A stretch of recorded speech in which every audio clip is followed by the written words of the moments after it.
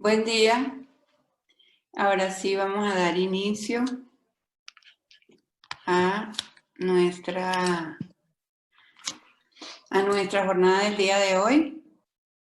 Espero que todos estén bien. Bienvenidos de nuevo a esta sala. Si algunos me pueden hacer señal físicamente de que están escuchando en pantalla. Muy bien, los que están en pantalla. Vamos a dar inicio a la jornada con el tema que se ha seleccionado con personas especialistas, digamos, desde el punto de vista vivencial, sobre todo, que es lo que nos interesa desde la Embajada de Costa Rica, de Venezuela en Costa Rica, saber que las personas que nos van a hablar son personas que no se basan en la teoría, sino en los hechos que han vivido en todo este tiempo a raíz de las dictaduras en Latinoamérica.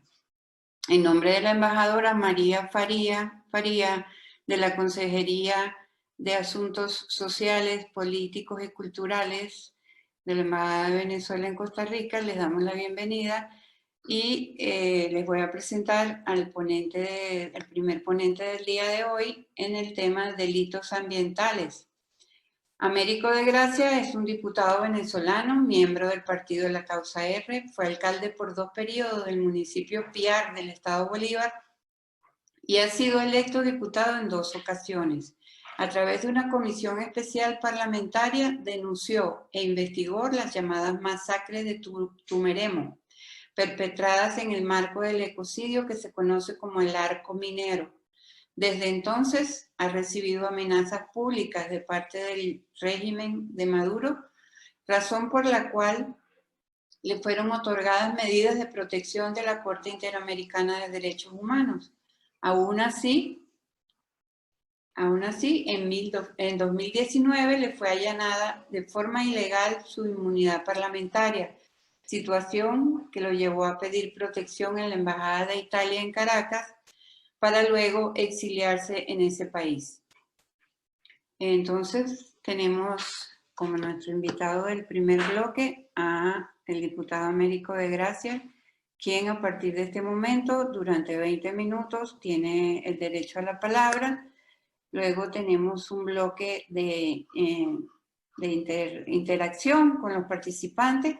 Durante 20 minutos adicionales, las preguntas serán seleccionadas, digamos, en el bloque de comentarios del chat para agilizar un poco la dinámica. Diputado, queda usted en el uso de la palabra. Sí, mucho gusto, muchas gracias María Mercedes y gracias a la embajadora María Farías de la Embajada de Costa Rica. Y por supuesto, en especial a todos los jóvenes que forman parte de este seminario y el interés que han mostrado para un tema tan sensible hoy, no solamente en Venezuela y en Centroamérica y especialmente en Costa Rica, sino a nivel mundial, por lo que esto significa en materia de calentamiento global, en materia de derechos humanos, en calidad de vida, en el futuro que nos espera. Y ojalá pues este seminario también les sirva a ustedes como herramienta o instrumento útil para la formación de los liderazgos que se requieren y se necesitan en la reconstrucción de América. Nicaragua, Honduras, El Salvador, México, Costa Rica, Panamá, toda Centroamérica. Y entiendo pues que el grupo que está en el seminario compone también muchos de estos connacionales que están allí en cada una de esas regiones. El tema que me ocupa de los delitos ambientales vinculados a la actividad dictatorial, quizás quisiera comenzar por allí, ¿no? O sea, la palabra dictadura no recoge en su justa dimensión lo que sufre el pueblo venezolano. Porque cuando tenemos en la mente la palabra dictadura, por ejemplo, para los nicaragüenses, una dictadura era la de Somoza. Para los chilenos era la de Pinochet, para los venezolanos era la de Marcos Pérez Jiménez o la de Juan Vicente Gómez o Videla en Argentina, etc. Lo que quiero significar con esto es que en el caso de Venezuela, particularmente donde me quiero centrar, no es una dictadura clásica. Y por eso decimos que es una suerte de híbrido en la que se conjugan varias cosas. Una, el totalitarismo de los Castros en Cuba, totalitarismo de corte comunista. Otro elemento que hay que agregarle a esto es el de Pablo Escobar, porque estamos hablando de una dictadura, pero que a su vez son narcotraficantes. O sea, el sueño húmedo de Pablo Escobar era tener a Colombia como el chavismo madurismo tiene a Venezuela. O sea, gobernarla, o mejor dicho, apoderarse y usurpar los poderes. La palabra gobernar en este caso está mal empleada porque gobernar es resolver y esta gente tampoco resuelve. Pero un tercer elemento importante en esta conjugación de la organización criminal que se apodera en Venezuela es el elemento de Bin Laden, o sea, también son terroristas. Entonces tienes tres elementos. El primero, la tiranía comunista cubana. El segundo, el elemento narcotraficante de Pablo Escobar. Y el tercero, el elemento terrorista de Bin Laden. Y por eso la clasificamos más que como una dictadura, una organización criminal que se apoderó de Venezuela. Entonces, se podrá comprender cómo a lo largo de los últimos 22 años, 14 de Chávez más lo que va de Maduro, lograron instrumentar al sur del Orinoco, que es una vitrina del crimen, del horror y la barbarie, no solamente desde el punto de vista ecológico, sino del etnicidio que practican contra los pueblos indígenas. Venezuela tiene aproximadamente 55 pueblos indígenas, de los cuales 33 están ubicados en esta zona. Tiene 44 parques nacionales, uno de ellos declarado por la UNESCO como Patrimonio de la Humanidad, que es el Parque Nacional Canaima. De los 44 parques, 10 están ubicados al sur del Orinoco. La hidroeléctrica más importante del país, que es la hidroeléctrica de Guri, también está ubicada al sur del Orinoco. Todo esto está siendo afectado y ocupa todo este territorio del que estamos hablando, el 50% del territorio nacional. Esto es sumamente grave porque estamos hablando de un territorio que es, en el caso de Centroamérica, es de casi 500.000 kilómetros cuadrados. Vale decir, prácticamente toda Centroamérica, salvo o exceptuando a México. Todo ese territorio hoy está siendo devastado. El 7% de la Amazonía total continental está ubicada en ese territorio. Las más importantes cuencas hidrográficas están ubicadas en ese territorio. El daño ecológico, los delitos ecológicos que se han cometido, los han cometido también con la anuencia y la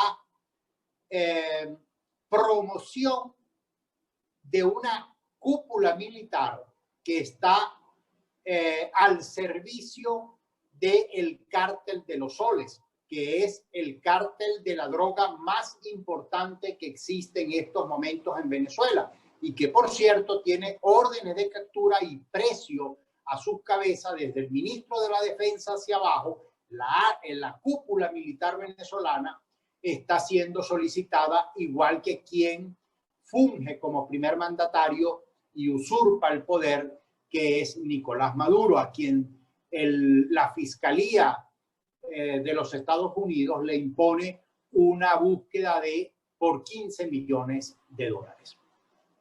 Dicho esto, pues entonces se podrá entender que el arco minero del Orinoco, que nosotros decimos el arco minero de la muerte, es un cóctel de violencia. Es un cóctel de violencia capitaneado operativamente por una empresa llamada Caminpen, Compañía Anónima Militar de Petróleo, Minería y Gas. ¿De qué se ocupa Caminpen? Caminpen es la forma como la organización criminal que dirige Maduro encontró para darle operatividad a las minas al sur del Orinoco. Dado que no podían entregar concesiones porque la Asamblea Nacional venezolana se opuso a que se cometiera ese desastre ecológico y se negó a entregar las concesiones y desconoció el decreto del arco minero del Orinoco, en consecuencia, optaron por crear una empresa que entonces, con la investidura de militar, se arrogan el derecho de darle operatividad a las minas. Digo derecho, digo operatividad, no digo concesiones, porque las concesiones, de acuerdo a la Constitución venezolana, tienen que ser avaladas por el Estado venezolano. Y el Estado no es solamente el Ejecutivo, sino también es el componente de legislativo con ejecutivo quien le pone el aval de concesión. Dicho esto, entonces abrieron operaciones centenares y miles de focos mineros en esta área, dentro de parques nacionales, por ejemplo, en el Parque Nacional Canaima, que es patrimonio de la humanidad, donde se encuentra la cascada de agua más alta del mundo, de 1 kilómetro de altura, que es el Salto Ángel, el Aullante Puy, el Churum Merú, porque tiene varias formas y varios nombres, como lo identifican los pueblos indígenas de la zona. Entonces nos encontramos con que allí hay, solo en el Parque Nacional, solo en el entorno a Canaima o al Salto Ángel, hay 59 focos mineros que explotan diamante y explotan oro. Pero también le han hecho un daño, yo diría, mortal a la hidroeléctrica del Guri, que es la que produce el 70% de la electricidad venezolana, dándole o afectando los ríos Icabarú, el río Paragua y el río Caroní, con actividades mineras. Estas tres fuentes hidrográficas son las que sostienen el lago que le da y que le suministra energía eléctrica a toda Venezuela. Hoy, el arco minero, algunos pudieran decir, bueno, eso lo hizo Maduro, no lo hizo Chávez. Falso. Esto comenzó con Chávez. Chávez incluso le impuso hasta el nombre de arco minero del Orinoco, como solía hacer él a través de los programas de Aló Presidente o esas perolatas de cadenas que hacía regularmente a lo largo de sus 14 años de ubicación en el poder. Y por supuesto, en esa tarea, el régimen de Chávez en el año 2004 utilizó no el nombre de arco minero, sino decreto de Imataca, donde cambió el uso de la reserva forestal Imataca, donde habitan pueblos guaraos, pueblos indígenas en el delta del Orinoco, para afectarlo con actividad minera. Y por supuesto eso provoca y provocó desplazamiento brutal de los pueblos guaraos, al extremo que hoy los pueblos guaraos viven en vertederos de basura, pidiendo limosna en los semáforos o recorriendo hasta 6.000 kilómetros para poder llegar a Belén, la ciudad donde están ubicados hoy los pueblos guaraos en Brasil. Eso decirlo parece fácil, pero cuando nosotros decimos, hablando con ustedes que están en San José de Costa Rica, los guaraos han tenido que recorrer 6.000 kilómetros. 6.000 kilómetros es la distancia que ameritaría un costarricense en irse a pie de San José de Costa Rica a Madrid, para que tengan una idea del recorrido que han tenido que hacer los pueblos guaraos después de esa andanada de devastación ecológica que han emprendido estos criminales. Por supuesto, eso luego cambió de nombre también en las manos de Chávez y ya no se llamó decreto de Limataca, sino Misión Piar, que desbarató lo poco que había de institucionalidad para darle alguna operatividad a la actividad minera y la ocupó con una misión populista en la que desarticuló las cooperativas, desarticuló a TecMin-CBG, que era el órgano que lo regulaba, desarticuló al Ministerio del Ambiente y creó como una suerte de autoridad única, como en efecto hoy se llama Arco Minero y se llamó en aquella oportunidad Misión Piar. Después migraron hacia otro escalón para ir mucho más allá y lo llamaron reconversión minera. Esa reconversión minera también tuvo efectos tan nefastos como los de hoy y luego migran hacia otro plan llamado el Plan Caura.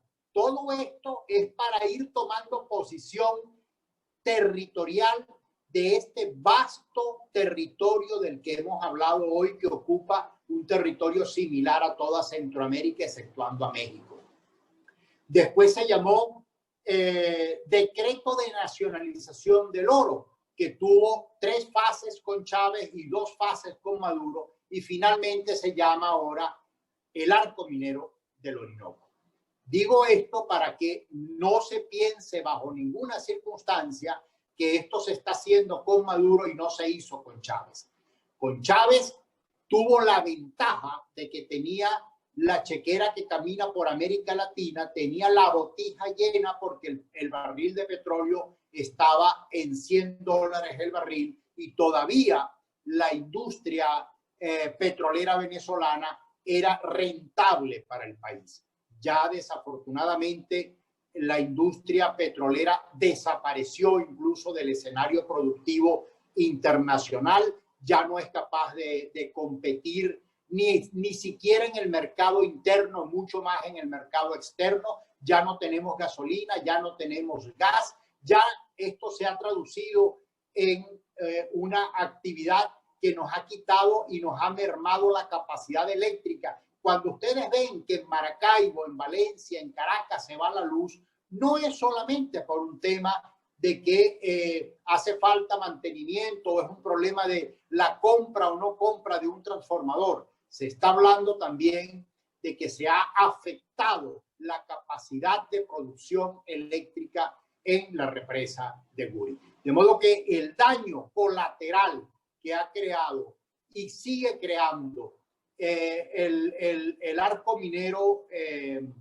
al sur del Orinoco es devastador en todos los sentidos. Y por último, decir, además de toda esta devastación de delitos ambientales que se los he traducido en cómo nos afecta, más que decir, mira, devastaron lo que significa 40, 50, 60, 180 canchas de fútbol. Bueno, pero ¿qué significa eso en la vida real? Eso significa en la vida real que nos quedamos sin electricidad.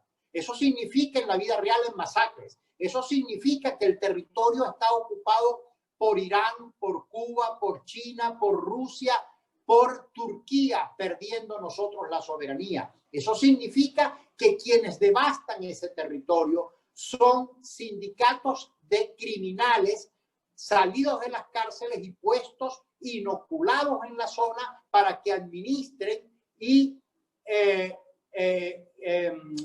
operen en las minas, asesinando a indígenas y por supuesto a los ciudadanos que de alguna manera hacen la actividad comercial en el área o en la zona. Eso se traduce en la presencia de grupos terroristas como el ELN, como la FARC, el Hezbollah y el Hamas, en ese orden descendiente. De modo que estamos hablando de una actividad que tiene proporciones devastadoras y desde el punto de vista financiero no representa ingresos importantes para el país, en tanto y en cuanto, y con esto intento concluir, la actividad minera aurífera y diamantífera en Venezuela jamás ha representado un ingreso superior al 1% del Producto Interno Bruto. De modo que nadie puede venirnos a convencer de que este desastre ecológico puede salvar a Venezuela desde el punto de vista económico y financiero. Todo lo contrario, cuando se constituyó y se creó el Parque Nacional Canaima, no solamente se creó por amor a la naturaleza, cosa que es noble y es aplaudible, sino que también se creó desde el punto de vista estratégico y financiero para justamente garantizarle a Venezuela el cuidado, el mantenimiento y la preservación de sus cuencas hidrográficas capaces de resguardar la capacidad de generar electricidad. Y entonces nos toca decidir si queremos electricidad o queremos oro. Nos toca decidir si queremos agua o queremos oro. Y eso en gran medida es parte de la tragedia que hoy lamentablemente estamos viviendo. Aspiro y espero haber ilustrado brevemente. Vamos a meter esta primero, ya va. Muchísimas gracias. Bueno, a continuación, chicos y chicas, participantes, tenemos el derecho de palabra abierto para ustedes a fines de resolver algunas dudas, ampliar un poco más lo que el diputado nos ha planteado aquí, ya que realmente es un tema que da para mucho. Sabemos que el diputado tiene muchísima información, tiene años trabajando en el tema, es de la zona justamente y queda totalmente abierto el derecho de palabra mediante el chat para poder hacerle algunas preguntas, resolver algunas dudas. Agradecemos infinitamente al diputado, ya que él se encuentra en Italia, como les dije al principio, y está disponiendo buena parte de su tiempo para traernos esta información. Quedamos atentos. Si realmente la información que el diputado nos trae va a quedar también expresada en un documento que todos vamos luego a repartir entre los participantes. Se va a hacer de forma digital y de forma física. Vamos a hacer un documento en papel para que a ustedes les quede y sean multiplicadores de todo este tema. Por aquí tenemos que Dani pregunta, Dani Rodríguez, ¿cuáles serían las primeras acciones a tomar para mitigar estos daños ecológicos? Ok, Dani, fíjate, ya nosotros hemos tomado acciones. La Asamblea Nacional, tan pronto salió el decreto del arco minero, declaró la nulidad del decreto. Ya eso es una acción concreta y eso obligó al régimen entonces a no entregar concesiones que tuviesen en estos momentos la legalidad y la legitimidad para la entrega de la devastación y del saqueo. Ya eso es un paso importante y eso nos ha permitido sanciones en países como la Unión Europea, como Suiza y como Estados Unidos para identificar a los saqueadores del oro de sangre y de hecho ya hay sancionados en relación a esa premisa. Y por supuesto, una vez que cese la usurpación, una vez que sea derrocada la tiranía y esta organización criminal, nos toca una tarea mucho más grande: la pacificación del país, la reconstrucción de ella y, por supuesto, la actividad minera no es que va a desaparecer porque nosotros queramos que desaparezca. Eso va a ser un proceso extremadamente lento, porque justamente de allí provienen y viven centenares de miles de venezolanos. O sea, aproximadamente estamos hablando de al menos unos 500 o 600.000 personas que viven directamente de esa actividad económica. Regularizar una situación como esta también implica un ejercicio en el que vamos a necesitar paciencia y mucho talento, pero sobremanera voluntad política para resolver el tema. La actividad minera es una actividad quirúrgica, no es una actividad tan común, corriente y silvestre como el régimen ha pretendido hacerla. Y como tal, hay que verla. Y por supuesto, tenemos que inscribirnos en estos convenios internacionales de Fondo Verde, de bonos de carbonización, de la agenda del cambio climático. O sea, hay muchísimos otros elementos con gente que realmente tiene mucho más conocimiento y experiencia en esto, asesoría internacional que tenemos que buscarnos y sobremanera cambiar de modelo, pasar del modelo extractivista, rentista, petrominero a un modelo sustentable, viable, un modelo ecológicamente posible. Muy bien, ahora tenemos a Dayana Agüero. Pregunta, ¿a nivel internacional existen algunos mecanismos que permitan proteger esa zona natural? Sí, sí los hay. De hecho, estamos acudiendo a través de nuestra Cancillería y, por supuesto, sus representantes, su cuerpo diplomático, a la UNESCO, que es el órgano rector, vamos a decir, de este tipo de proteger estas zonas. De hecho, fue la que declaró el patrimonio de la humanidad al Parque Nacional Canaima, y esto implica también un conjunto de sanciones. De hecho, hay sanciones hoy de parte de la Comisión de la ONU, de la alta comisionada para los derechos humanos, Michelle Bachelet, sancionando y tomando en consideración los crímenes de lesa humanidad, la violación de los derechos humanos contra los pueblos indígenas, entre otras cosas, las que se provocan en el marco del arco minero. Y eso es una oportunidad histórica porque nos ha permitido también visualizar, y esto, por eso también acudimos a este tipo de escenarios como el que hoy maneja la Embajada de Costa Rica, y cosa que nosotros le agradecemos a María Mercedes de manera muy especial, porque nos permite llegar a un buen número de gente, de personas, de ciudadanos en el mundo, a los que podamos sensibilizar con un tema tan complejo como el que hoy desafortunadamente estamos hablando. Y hay un detalle, esto también tiene que ver con la Organización Mundial de la Salud, cosa que no traté en la primera fase, y en eso María Mercedes tiene mucha razón, porque es que el tema del arco minero es un abanico de tantos problemas que es casi imposible abordarlos en 20 minutos. Pero, por ejemplo, toda la capacidad de malaria que Venezuela había derrotado en los años 60 volvió hoy.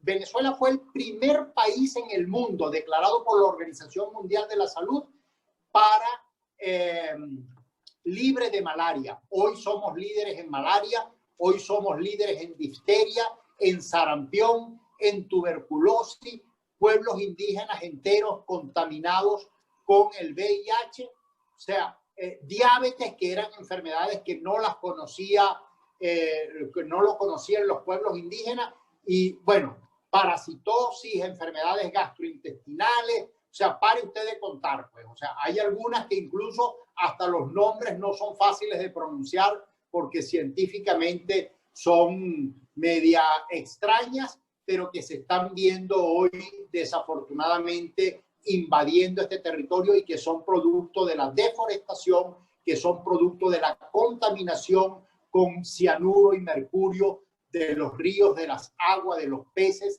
que consumen nuestros pobladores.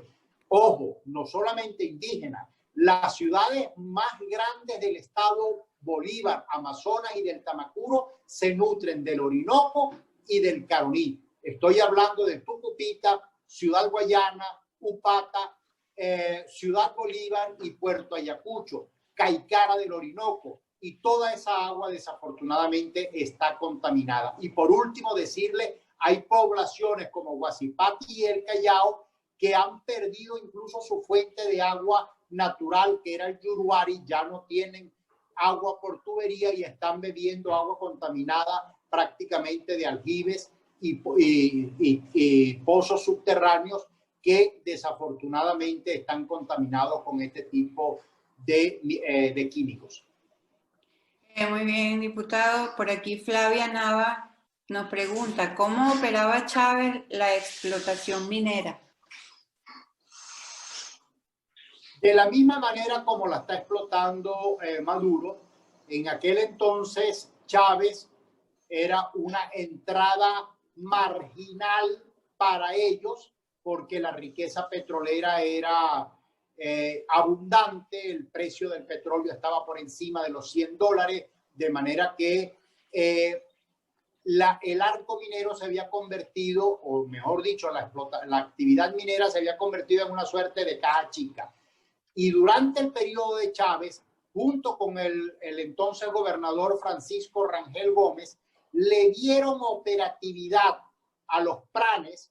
Los pranes, para que ustedes entiendan, son líderes carcelarios, líderes de cárceles criminales ubicados en las cárceles más importantes del país para que operaran las minas y le dieran el diezmo a los tiranos y sometieran a los pueblos indígenas y sometieran y esclavizaran a los mineros. Y por eso ustedes ven cómo el Pancho, ahí fue donde ocurrió, en el marco de eso, fue que ocurrió la masacre de Tumeremo y antes la masacre de La Paragua, la masacre de Musupa, y muchísimas, ya van más de 50 masacres registradas de manera pública, notoria y comunicacional. Y estas masacres comenzaron exactamente de manera pública el día 26 de septiembre del año 2006. Yo en ese momento no era diputado, pero estaba ya activando por los derechos humanos en la zona de Guayana por estas razones, y eso al final fue lo que motivó a que el pueblo de Guayana me eligiera como diputado de esa zona y de esa área. De manera que estamos hablando de una actividad criminal que hoy Maduro pretende sustituir a los pranes por terroristas del ELN en ocasión de que confía mucho más en los helenos que en los pranes como aliados aliados del régimen de Nicolás Maduro. Nos pregunta Marlon Medina, ¿cuál es el destino de los recursos que se extraen del arco minero? Bueno, Marlon, le acabas de poner el dedo en la llaga, porque justamente esa actividad no da para gobernar, entendiendo por gobernar resolver problemas eléctricos, de agua, de transporte, de medicina, de comida, de infraestructura, de vialidad, de educación, de salud. Ese dinero no alcanza para eso, pero sí alcanza para sostener al gobierno, mejor dicho, para sostener al régimen en el poder, que son dos cosas distintas. Si tú partes del criterio de que gobernar es resolver, Maduro no gobierna, pero ese dinero le alcanza para sostenerlo en el poder. Y las armas con las que y los grupos terroristas lo usan como control social para, en efecto, masacrar, intimidar, replegar a la población, asesinar a los líderes políticos, asesinar a los líderes vecinales. Ojo, cuando yo digo esto, la gente dice, bueno, pero eso no aparece en la prensa. Claro, no aparece en la prensa como el homicidio a un líder vecinal o a un líder popular. Aparece como quien ha muerto o ha sido asesinado en un atraco. En consecuencia, el régimen tiene maneras de camuflajear sus mentiras y de presentarlo como un asunto de inseguridad más que como un asunto de control social. Y de eso se trata. Y entonces por eso ustedes ven, no los invito a ver porque son demasiado crueles, cómo ellos se atreven, estos malandros, estos delincuentes, estos criminales se atreven a publicar en las redes lo que le hacen a Pedro, a Juan o a José en cualquier barrio o en cualquier mina, cómo los mutilan, cómo los decapitan, cómo le quitan los ojos o le cortan las orejas para que justamente el resto aprenda la lección. Y eso es control social. Esa es la desesperanza inducida de la que nosotros hablamos. De todo eso, Ricardo Romero nos pregunta, gracias por su trabajo, diputado. ¿Qué trabajo se está haciendo desde el Plan País para atender el área minera y cuánto tiempo considera usted que se necesite para la reestructuración de la CBG y la hidroeléctrica del Guri? Bueno, mira, también la pregunta hecha por Ricardo es bien importante, porque justamente nosotros estamos hablando de un cambio de modelo. Y ese cambio de modelo no es una obra mágica, no es magia. Afortunadamente en estos momentos yo vengo llegando de Alemania, donde estuve durante 6 días conociendo la experiencia alemana. Ya es la 4ª vez que viajo a Alemania y casualmente hoy, 3 de octubre, se cumplen 30 años de la caída del muro de Berlín. El proceso ha sido lento y fíjense ustedes, no estamos hablando, el régimen comunista de Alemania del Este no era una organización criminal, no eran traficantes de droga, no estaban vinculados a grupos terroristas. Su mayor pecado era el comunismo como fórmula totalitaria y aún así Alemania, con todos los recursos, les ha costado un imperio allanarla y ponerla en línea y en la misma, digamos, al mismo nivel del resto de la Alemania. Y no ha sido fácil y han pasado 30 años. De manera que nosotros no podemos utilizar el cronómetro de Maduro, sino que por el contrario nosotros tenemos que crear nuestra propia fórmula para recrear esto.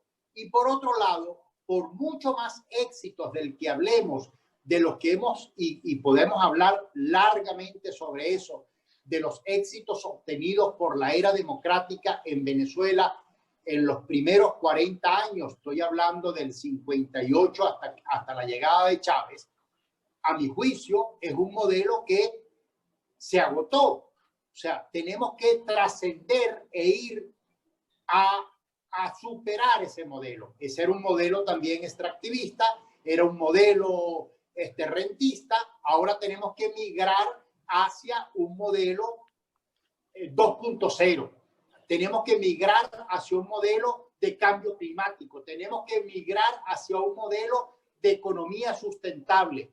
O sea, eso implica seguramente mucho esfuerzo y cambiar la dinámica que nosotros establecimos en el pasado, aprovechando las cosas buenas, pero también entendiendo, y esto no es con ánimo de ofender a las generaciones que hicieron posible los éxitos de esa época, pero ya no eres un niño, ya no eres un adolescente, ya eres un adulto contemporáneo, y como adulto contemporáneo entonces tenemos que tratar a la Venezuela del presente, adecuándola a las realidades y a la tragedia que vamos a heredar y que estamos heredando del régimen de Nicolás Maduro. Muy bien, diputado. Ya aquí acercándonos al final, tenemos una reflexión más que una pregunta de David Solórzano. Es bien sabido el esfuerzo que se ha hecho a través de las denuncias con evidencias. Lamentablemente, como bien lo dijo al principio, la mezcla mortal del narcotráfico, la tiranía y corrupción ha ido acabando con nuestros recursos naturales, y yo agrego humanos y humanos, eso sin olvidar las masacres en la zona. Bueno, quedan como siempre muchas inquietudes en el tintero, algunas preguntas que se las pasaremos al diputado para incluir las respuestas o las reflexiones en el material que vamos a entregar al final. Le damos las gracias, lo invitamos a que se mantenga en la sala si gusta, ya que tenemos, si no tiene algún compromiso, sabemos de su tiempo tan ocupado, y tenemos ya en la sala al compañero que va a ser el próximo ponente, que es Amaru Ruiz, a quien ya voy a presentar. Nos va a hablar de temas similares, pero en Nicaragua. Digamos, dictaduras casi gemelas, aunque no sabemos cuál es más sangrienta que otra. Entonces, un millón de gracias, diputado, Gracias por a estar ustedes. presente. A continuación, vamos a presentar a Amaru, que por aquí lo vi en la sala. Lo tenemos presente. Tenemos a Amaru Ruiz, nació en Managua y vivió en el departamento de Río San Juan. Además de la licenciatura en biología, cuenta con varios posgrados y un máster en responsabilidad social corporativa con enfoque en derechos humanos. Es un defensor nicaragüense de los derechos humanos, biólogo, investigador y ambientalista, preside la Fundación del Río, una organización que desde los años 90 trabaja en la conservación y el desarrollo sostenible del sudeste de Nicaragua. Asimismo, es miembro del Grupo Cocibolca, de la Articulación de Movimientos Sociales y de Organizaciones de la Sociedad Civil y de la Unidad Nacional Azul y Blanco. Acumula una larga trayectoria de activismo, investigación, docencia y formación, y es ex coordinador de la Federación Red Nicaragüense por la Democracia y el Desarrollo Local. La organización acompaña a familias campesinas e indígenas que luchan contra el megaproyecto del Canal Interoceánico y apoya la elaboración de estudios independientes sobre esta polémica iniciativa.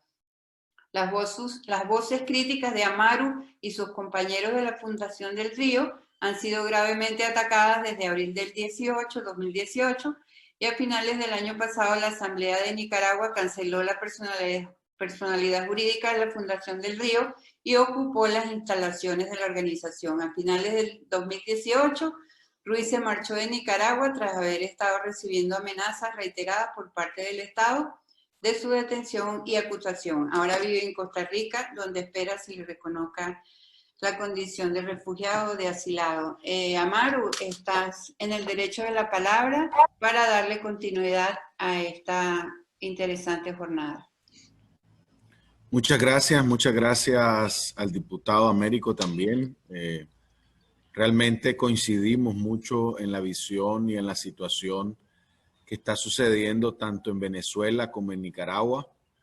Yo traje una presentación, así que una presentación que va a conducir con algunos aspectos generales y luego yo voy a comentar otros aspectos que son más particulares del caso nicaragüense, pero que tienen mucho que ver con la situación venezolana. Entonces voy a compartir pantalla. Sí. Está bien. Si me regala el host para poder compartir pantalla. El host, ya salió. Creo que ya tienes la posibilidad, inténtalo por favor. No. Dice el host tiene deshabilitado el compartir pantalla para participantes. Un segundito para aclarar eso. Si tú quieres puedes ir adelantando mientras yo te hago esa vuelta. Yo quisiera iniciar para que entendamos un poquito sobre el tema de los delitos ambientales. En primer lugar, yo creo que hay algunas nociones básicas que son importantes identificar.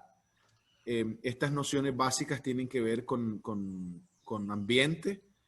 Primero, hay que entender qué es el ambiente y el ambiente son algunos elementos que rodean a los seres humanos, elementos geológicos, elementos atmosféricos, y que obviamente tienen una implicación socioeconómica estos elementos en la vida de nosotros en el planeta. Donde estemos, en cualquier país que estemos, nosotros tenemos una relación muy cercana, muy de equilibrio y muy estrecha con el ambiente.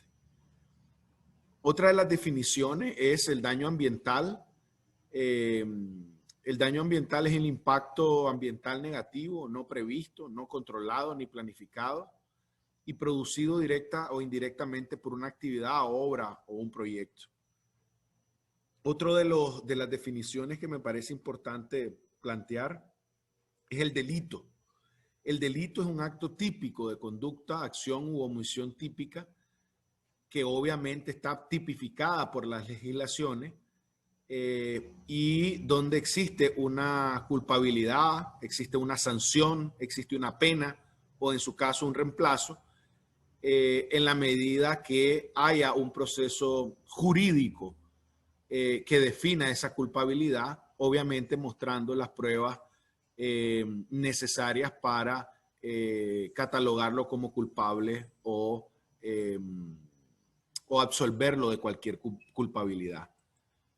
Y entonces caemos también a el concepto de los delitos ambientales. ¿Qué es un delito ambiental? Disculpa, ¿Sí? Amaru, intenta compartir que ya hicimos, habilitamos la parte técnica. Sí, ya. Ahora sí.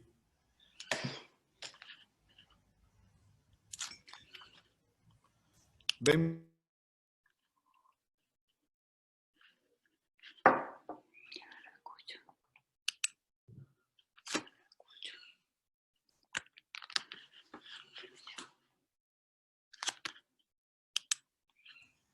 Hola, ¿ven mi pantalla? Sí, sí, yo la veo perfecta. Sí, se ve perfecto. Muchísimas gracias. Entonces les decía que el delito ambiental es un delito social que afecta las bases de la existencia social y económica. Es decir, un país no puede desarrollarse si no se gestiona de manera sostenible y adecuada los bienes y recursos ambientales del país.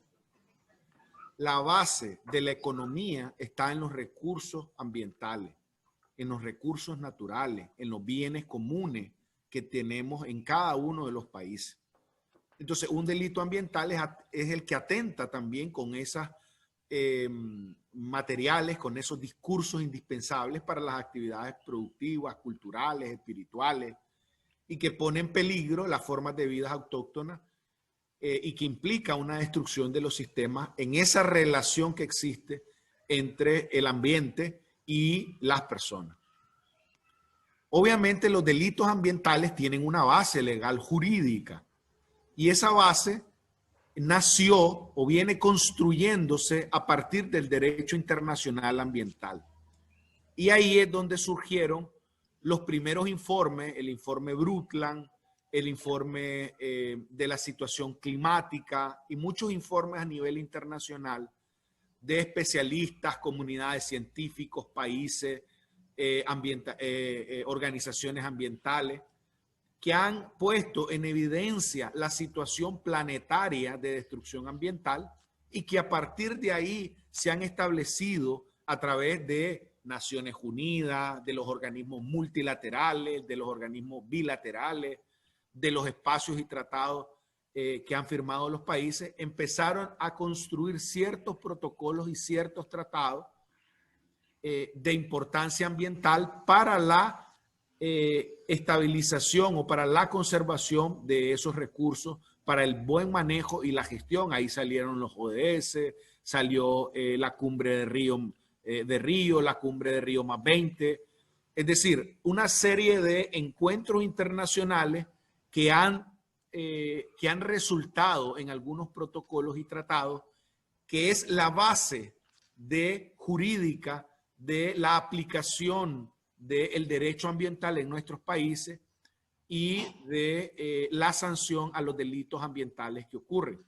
Los países de la región latinoamericana y del mundo han incorporado en las constituciones políticas esa base del derecho internacional ambiental, reconociendo los derechos que tiene los seres humanos a un ambiente sano y saludable. En muchas de nuestras constituciones, si no es en la mayoría, existe el derecho a un medio ambiente, a un ambiente sano, saludable. Incluso en algunas constituciones se han establecido los derechos sobre la madre tierra que mandatan, que es una nueva orden constitucional que mandata que también la naturaleza tiene derecho. Es decir, que no solo los seres humanos tienen derecho a un ambiente sano, sino que la propia naturaleza se pone como sujeta de derecho en estas constituciones y hacia eso vamos. Incluso ahorita en el sistema, en la Organización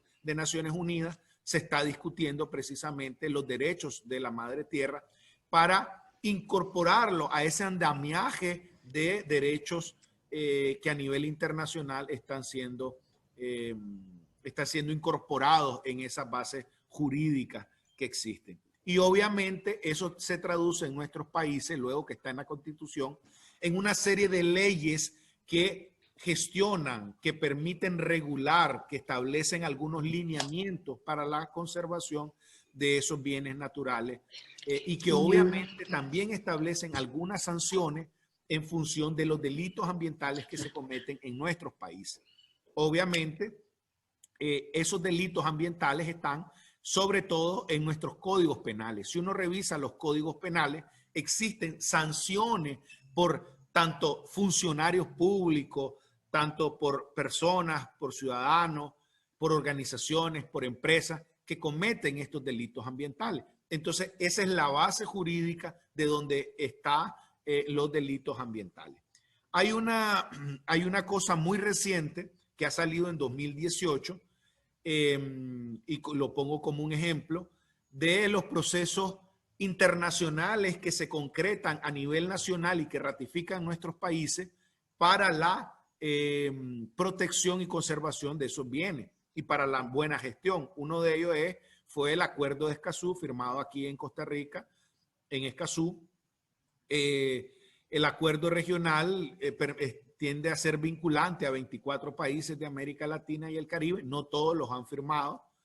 Y busca garantizar sobre todo 4 cosas. El derecho a un ambiente sano, el acceso a la información ambiental, que sobre todo esto lo ocultan los países, los gobiernos que asumen muchas veces las políticas extractivistas, la participación ciudadana, obviamente el involucramiento del ciudadano en la gestión ambiental y en las decisiones ambientales sobre esos territorios y la justicia ambiental como factor de necesidad. Obviamente todo eso es en base a el principio 10 de la Declaración de Río sobre Ambiente y Desarrollo, que fue firmada en la Cumbre de Río de 1992.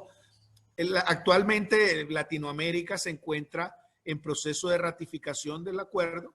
Hay algunos países, al menos 23 países han firmado ya el acuerdo y han ratificado en sus asambleas nacionales.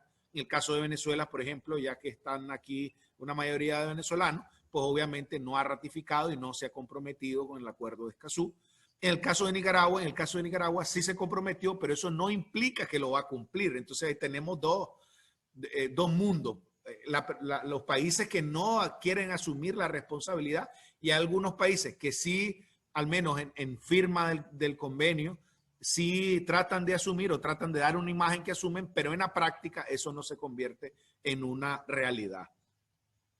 Y obviamente también en 2019 nació una iniciativa a nivel de los países latinoamericanos que tiene que ver con los delitos ambientales precisamente. Y es el PACT.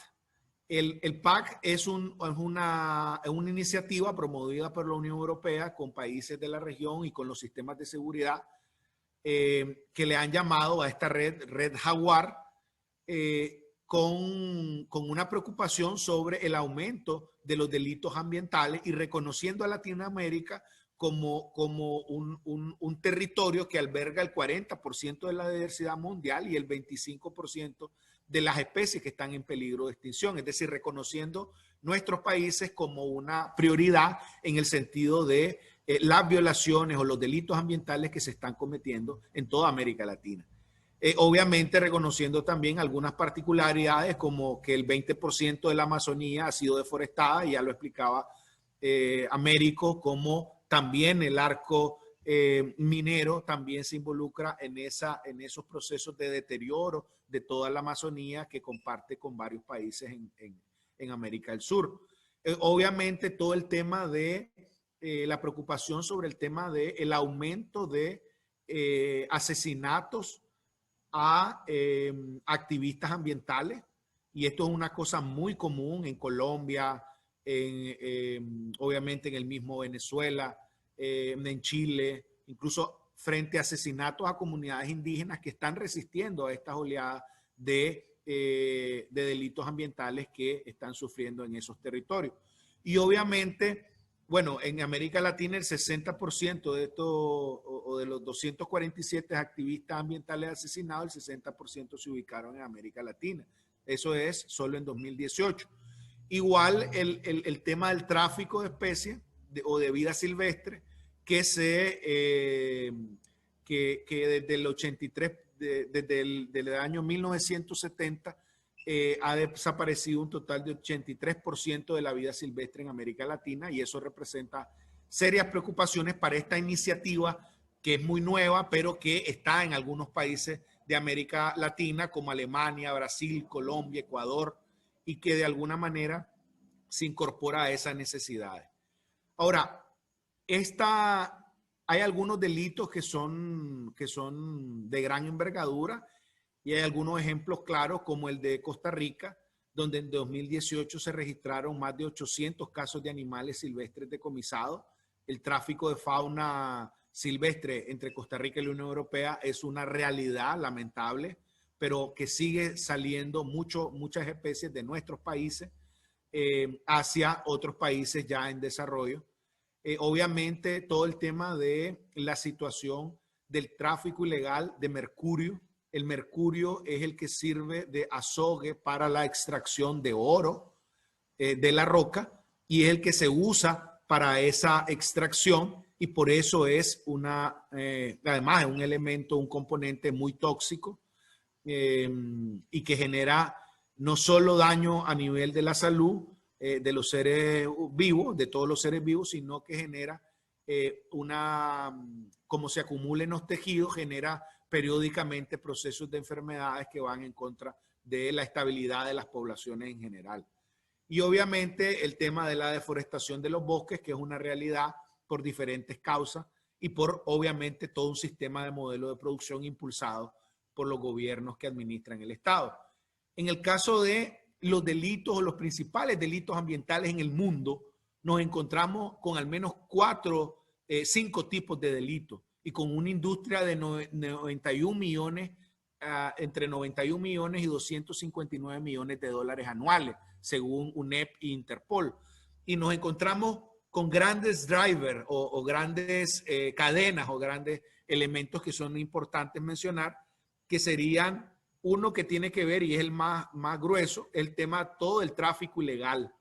Es decir, aquí estamos hablando de tráfico ilegal de madera, estamos hablando de tráfico ilegal de especies, estamos hablando de, obviamente, todos los procesos que tienen que ver con el tráfico de recursos naturales, de bienes naturales de nuestros países. En segundo lugar está la extracción ilegal y en algunos casos también legal, con la venia de algunos gobiernos totalitarios, sobre todo, de la minería. La minería es una actividad no sostenible, es una actividad que genera mucho impacto, mucha contaminación por todo lo que implica el proceso minero, y que además no queda rédito, o muy poco es el rédito que queda para los países, porque realmente el oro no va o no se queda en nuestros países, va hacia afuera, va hacia los grandes países desarrollados, y sobre todo generan procesos de desigualdad social en esos territorios. Y aunque en los territorios lo vendan como generador de riqueza, realmente en la práctica eso no es cierto. Otra de los delitos ambientales en el mundo está precisamente todo el tema de la pesca ilegal, la sobrepesca. Obviamente hay casos emblemáticos como la pesca de los japoneses de la aleta del tiburón. Es decir, pero eso Eso es uno de los casos. Hay otros casos como la pesca de arrastre que genera también que las tortugas mueran y otras especies o la sobreexplotación de algunas especies comerciales que son de alguna manera los delitos que más se cometen en América Latina y en el mundo. Otra de las cosas es el tráfico de especies vinculado a los productos de la especie. Un caso emblemático, el tema de del tráfico de algunas especies en vías de extinción, como el marfil, pero también las lapas, por ejemplo, o la guacamayas que le dicen en otros países, que son vendidos para mascotas, que son vendidos para esa comercialización. Y obviamente todo el tema de la contaminación, de los residuos tóxicos, de los residuos que se generan, incluso los residuos nuestros, y ahí hay una responsabilidad individual sobre cómo estamos utilizando nuestros recursos y hacia dónde están yendo esos residuos sólidos y líquidos que estamos viendo. Yo quiero poner dos ejemplos concretos de cómo se relaciona todo el tema de los delitos ambientales con la vida cotidiana de cada uno de nosotros. Uno de ellos es el tema de que ese modelo de producción y consumo genera todo un proceso de contaminación que altera los ciclos naturales y el equilibrio ambiental que existe en nuestro planeta y que provoca el cambio climático, por ejemplo. Y el cambio climático se traduce en procesos de inundación, en procesos, por ejemplo, de que ahora al salir a exponerse a los rayos ultravioleta, pues obviamente sintamos más calor, hay un cambio climático, es decir, ya no está lloviendo, en cambio en la pluviosidad, ya no está lloviendo en la zona donde antes llovía, el aumento de vectores, que ya lo decía Américo, sobre todo el aumento de la franja de donde estaban delimitados los vectores como los zancudos, que son transmisores de la mayoría de enfermedades que nos afectan los seres humanos. Entonces se genera todo un desequilibrio ambiental. ¿Por qué? Porque nosotros, y de alguna manera como raza humana, en la época industrial empezamos a utilizar excesivamente los hidrocarburos como una forma o una base de la energía a nivel mundial en las diferentes industrias. Y eso nos ha permitido también ser grandes contaminantes de los gases de efecto invernadero que están provocando el cambio climático. Y no me voy a ir muy largo, es decir, veamos la situación del COVID. Hoy por hoy, la situación del COVID tiene evidentemente un vínculo directo con los delitos ambientales. El COVID viene del proceso de tráfico ilegal de especies, de los bosques tropicales que ponen a la disposición a través del tráfico ilegal de estas especies de algunos animales que llegan a los mercados de las grandes ciudades y que al entrar el contacto con los humanos se produce lo que conocemos los biólogos como zoonosis, que es el transmitir de un animal al humano una enfermedad. Y ahí el COVID, pero tenemos el ébola, tenemos un montón de otras enfermedades vinculadas a la zoonosis que nos están afectando y que tienen una realidad compleja porque hay todo un proceso de tráfico ilegal de especies en nuestro país. Pero bien, ¿cómo se relaciona con los estados, con nuestros países, con la gestión del estado país en cada uno de los países que estemos o representemos? Bueno, los estados primero son responsables de salvaguardar los derechos ambientales. Es decir, ellos como estado, como nosotros conocemos al estado, son los responsables, tienen las medidas coercitivas, las medidas legislativas, todas las medidas judiciales para establecer la salvaguarda de los derechos ambientales. Y los gobiernos que llegan al poder, los gobiernos de turno, son solo administradores del Estado. Se supone que nos representan, ¿verdad? Pero en alguna medida, cuando un régimen empieza a matar a sus ciudadanos, ya deja de ser gobierno, ya no puede gobernar a su pueblo, que es el caso de Nicaragua, el caso de Venezuela y en el caso de otras formas dictatoriales en toda Latinoamérica que existen en contra de los ciudadanos. Entonces, los gobiernos totalitarios se convierten también en violadores de los derechos ambientales. Es decir, que también cometen delitos ambientales y deben de ser procesados. Es decir, cómo estos gobiernos, por la mafia que generan, por la influencia que generan, también se convierten en destructores ambientales que cometen estos delitos y que por ende también hay que juzgarlos. Si nosotros estamos por la justicia ambiental, también ellos como gobierno, porque al frente de esos gobiernos hay personas y las personas o los funcionarios públicos también tienen una responsabilidad ambiental con las acciones, tanto de en la práctica como de omisión, tanto de acción o omisión, tienen responsabilidades sobre los delitos ambientales que se cometen. Y eso está establecido en el marco jurídico ambiental de cada uno de los países, en el Código Penal, en la Constitución Política. Pero no solo eso, también están reconocidos, como les explicaba, en la base del derecho internacional.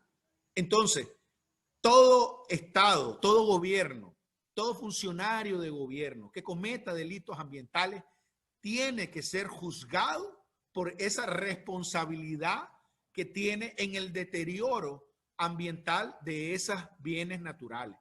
Y aquí estamos hablando también de un modelo, es decir, en toda América Latina, el modelo extractivista y neoextractivista, es decir, que solo extraen para generar riqueza y sobre todo generar riqueza a un grupo y no a la población, pues obviamente, y esto no depende de izquierdas y de derechas, el modelo extractivista está tanto en izquierda socialista que se declaraba en el caso de Chávez, en el caso, obviamente le siguió Maduro en el mismo modelo, en el caso de Correa, en el caso de Evo, en el caso de Nicaragua. Es decir, la base que ellos han generado para el desarrollo de esos países es una base extractivista, solo de extracción. Y se olvidaron de los derechos de las comunidades indígenas, se olvidaron de los derechos de los campesinos, del derecho al acceso a tierra, de los derechos ambientales, de los derechos de la madre tierra que están en la propia Constitución. Entonces, ellos mismos establecieron los derechos de la madre tierra, pero ellos los mismos son los culpables de los delitos también ambientales o tienen una enorme responsabilidad sobre esos delitos. Pero eso no solo viene de ahí, también viene de la derecha, del saqueo. Bolsonaro en Brasil promoviendo el saqueo y la destrucción de Amazonas. Y en Chile promoviendo la minería, en Colombia también, narcominería. Es decir, aquí el modelo extractivista, el modelo de producción y consumo debe de cambiar. Y por eso que nosotros como esta generación, y si queremos un cambio de los nuevos actores políticos, también tenemos que generar compromiso en esos nuevos actores políticos, porque no podemos seguir repitiendo el modelo. Es decir, no es posible que llegue un nuevo actor político al país, que en el caso de Nicaragua, por ejemplo, se está discutiendo qué actor político está asumiendo esa responsabilidad, pero que llegue y aplique el mismo modelo extractivista e insostenible que ha venido aplicando el régimen de Ortega. En el caso de Venezuela, yo pienso igual como ambientalista, aunque la frontera, obviamente, hoy por hoy, para mí las fronteras no deberían de existir, pero son hoy por hoy las que nos dividen. Pues obviamente en el caso de Venezuela también yo esperaría que los nuevos actores políticos, al asumir el poder político, también asuman un compromiso real, un compromiso claro. Y ahí los ciudadanos también tenemos una responsabilidad en la fiscalización, en auditoría social, en el seguimiento a esas políticas que vayan en función de modelos más sostenibles, de economía circular, de decrecimiento, de buen vivir, no en teoría, sino en la práctica, de otros modelos alternativos diferentes que nos permitan entonces enrumbar de mejor manera a nuestros países y a nuestros bienes, a nuestros recursos. Entonces yo creo, igual en el caso de Nicaragua, ¿verdad? Como el caso de Venezuela, existía una relación incluso comercial con Venezuela. Muchos de los fondos que venían del ALBA, Ortega los utilizó para los procesos de extractivismo en Nicaragua.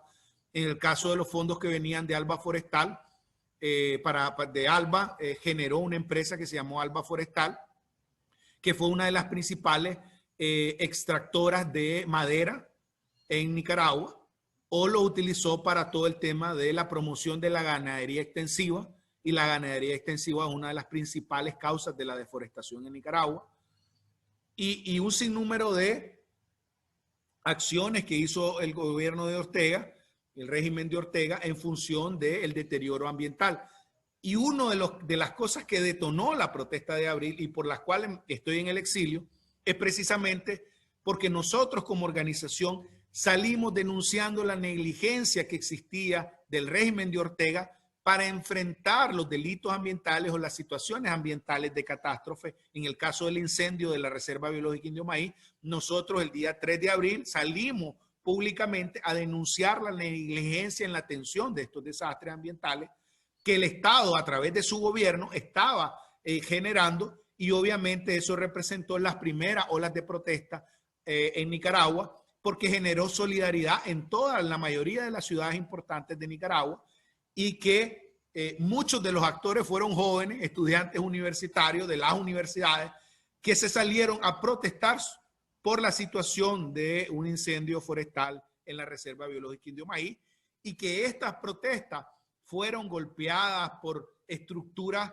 pro gobierno que empezaron a golpear a los estudiantes, y que en esas 2 semanas de protesta, luego con la reforma del Seguro Social, pues obviamente ya la población en su totalidad salió a las protestas, generando toda una crisis sociopolítica donde el régimen en Nicaragua, el régimen de Ortega, pues obviamente mandó a matar a su población.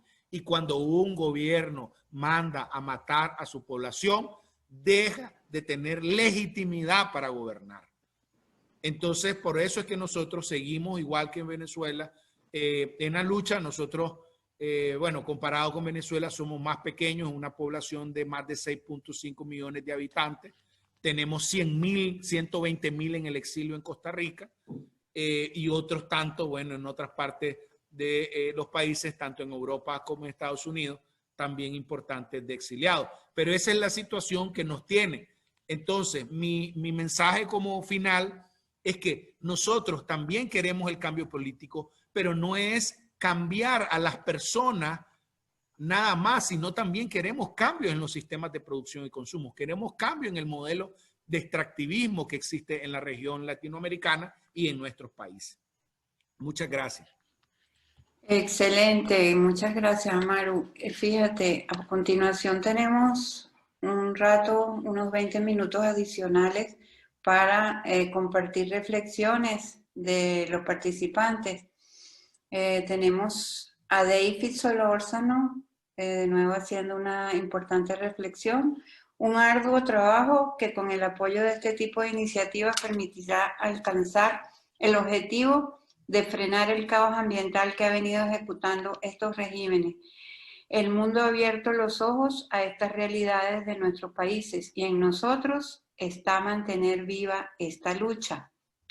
Tenemos que Ramón Piña nos dice, AMLO, López Obrador en México, ahora con políticas de daño ambiental. Es ejemplo el Tren Maya. ¿Qué nos puedes decir al respecto de si conoces algo con respecto a ese proyecto en México? Sí, lamentablemente, como les decía, muchos de los gobiernos que se han declarado de izquierda, pues obviamente lo que está detrás de eso y de la base del sistema de producción y consumo y del modelo son estos megaproyectos que son megaproyectos de enclave. Incluso en Nicaragua tuvimos el proyecto del canal interoceánico que generó todo un proceso de resistencia campesina e indígena en función de detener esa infraestructura que obviamente no iba en el beneficio de la propiedad y del desarrollo local ni de la propia gente, sino que iba en beneficio de los grandes capitales y de obviamente los países desarrollados, que son los que necesitan que su mercancía circule sobre nuestros países. En el caso igual del Tren Maya está siendo cuestionado por todas las implicaciones en los territorios indígenas en México, que obviamente trae consigo, pero también a todo el proceso de deforestación que ha habido en esas comunidades, en esos territorios, donde México, pues además de los altos índices de violencia, pues otros delitos ambientales se están cometiendo, como el tráfico de especies, que es uno de los principales, es la segunda industria más lucrativa en México, todo el tráfico de especies, muchas de ellas en peligro de extinción. Entonces aquí, no, lamentablemente, estamos hablando de que el mismo modelo se va repitiendo en los países en nuestra Latinoamérica. Eso no sucede, por ejemplo, en Canadá. En Canadá están prohibidos los procesos mineros.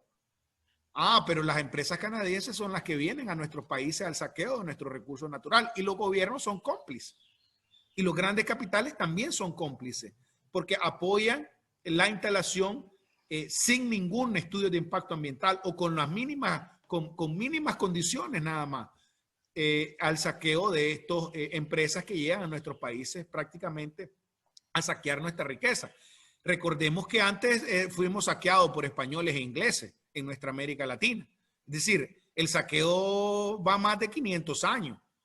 Nos traían un espejito y nos lo cambiaban por oro. Es decir, las venas abiertas de América Latina siguen estando abiertas al saqueo, solo ahora con nuevas modalidades. Y eso se está manteniendo. Entonces nosotros tenemos que hacer una reflexión y tomar decisiones alrededor de qué gobierno queremos que asuma el poder político en nuestros estados. Si queremos un gobierno que esté complaciente a esos capitales, a esas industrias extractivas, o queremos un gobierno que sea a favor de las comunidades campesinas, indígenas, vulnerables y por el desarrollo local. Yo creo que ahí es parte de las reflexiones que tenemos que ir haciendo para tomar decisiones. Porque ahorita tenemos una lucha por sacar a los gobiernos dictatoriales, pero no solo hay que quedarnos con eso. Los que lleguen al poder político también tienen que ser fiscalizados. Porque es que no es que les vamos a entregar un cheque en blanco. Lo siento, no vamos, los activistas sociales y ambientales, no vamos a entregar un cheque en blanco a las nuevas. Ya hemos sido quemados. Dice que el que quemado con leche hasta las cuajadas soplan. Ese es un término que dicen en nuestro país. Porque de alguna manera algunos gobiernos, actores políticos, cuando llegan al poder, se olvidan de los procesos que se vienen trabajando. Entonces nosotros tenemos que estar de alguna manera en el proceso de auditoría social, fiscalizando esas políticas y gestión del Estado que hacen estos gobiernos. Muy bien. Kevin Landero pregunta, ¿la madera preciosa que extraen de la Reserva Biosfera de Osaguas en Nicaragua ha servido como moneda de cambio con Venezuela? ¿Cómo hacerle justicia ambiental y qué organismos internacionales deberían regular esta situación? Muchas gracias, Kevin. Definitivamente, el punto que tocaste me parece importante porque nosotros primero hay una investigación en Venezuela que es pública y se las recomiendo sobre lo que han aplicado los fondos del ALBA hacia Nicaragua.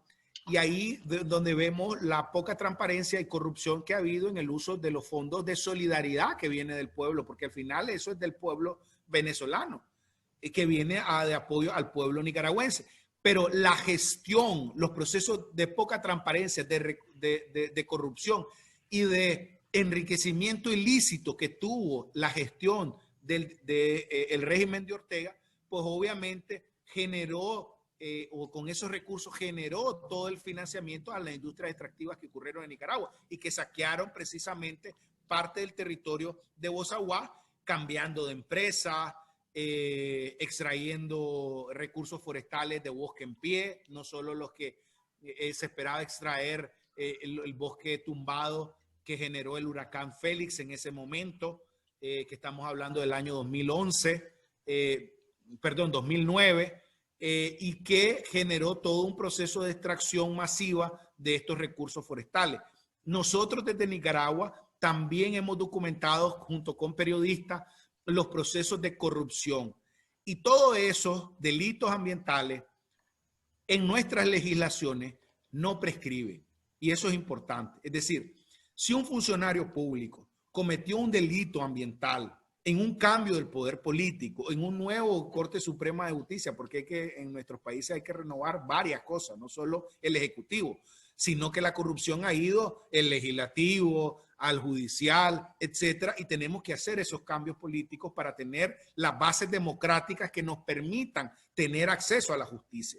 Entonces, si tuviéramos acceso a la justicia, con esos informes y con los procesos de Contraloría que deben de hacer los órganos de Contraloría, pues obviamente tuviéramos responsabilidades sobre los funcionarios que actuaron en contra de esos recursos o esos bienes naturales. Entonces me parece importante porque hay que seguir documentando todos los delitos ambientales que ocurren por los regímenes.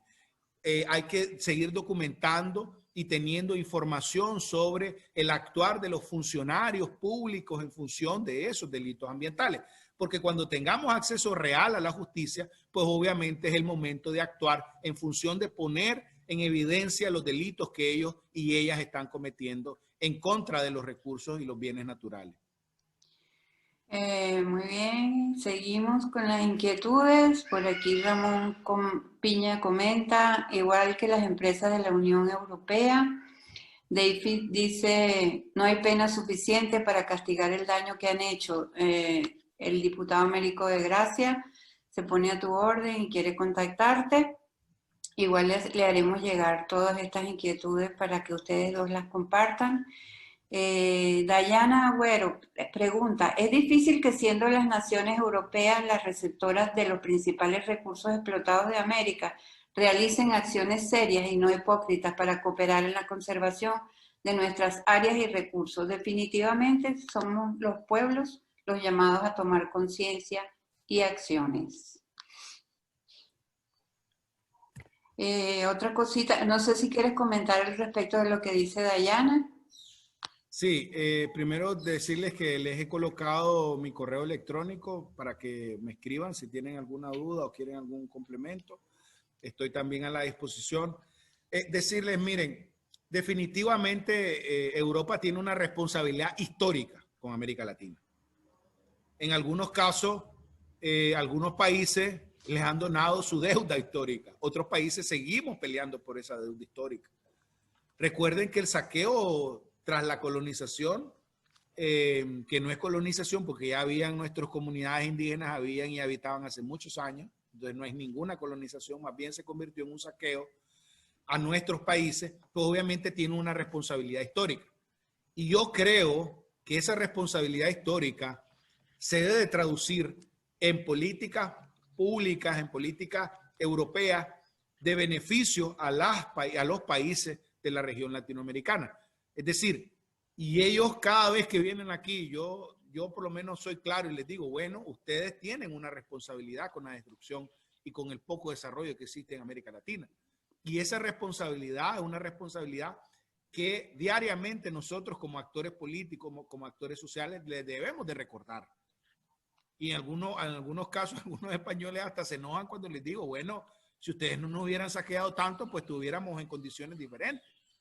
Entonces, yo creo que ese reconocimiento a esa justicia histórica que hay, que existe, por todos los procesos de saqueo que nos hicieron en América Latina, pues obviamente tiene que traducirse en políticas públicas de acceso real a beneficio, a financiamiento para nuestro propio desarrollo y nuestras propias comunidades. No solo se debe traducir en acciones o en protocolos, en firmas, sino también en acciones reales que beneficien a América Latina. Muy bien, Amaru, a todos los participantes, damos por terminada la jornada de hoy. En nombre de la Embajada de Venezuela en Costa Rica, muchas gracias por tu interés, por tu preparación para esta ponencia, que a todos nos enriqueció, sobre todo en noticias tan poco buenas que nos traen al traer los números y las situaciones que están sucediendo en todo el planeta y especialmente en los regímenes dictatoriales. Amaru colocó su correo, igualmente yo se los paso al grupo para que estemos todos en sintonía y cualquier novedad le estamos avisando. Hasta la próxima semana. Agradecida de nuevo por asistir a este seminario. Hasta luego. Muchas gracias y un abrazo. Hasta luego.